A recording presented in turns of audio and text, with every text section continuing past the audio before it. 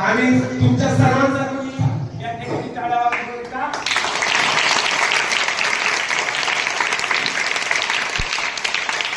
कोणाला डोक्याला लावायला ते नसेल तर तिकडे ठेवलेलं असतं, तिकडचं घ्यायचं.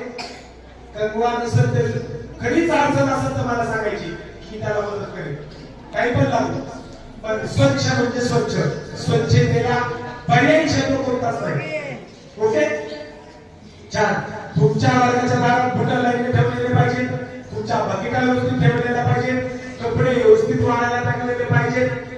स्वच्छतेचे सगळे भाग आहेत. लक्षात आलं? स्पर्धा आहे, स्पर्धेमध्ये दुसऱ्यापेक्षा मी कसा चांगला राहील हे महत्वाचं आहे.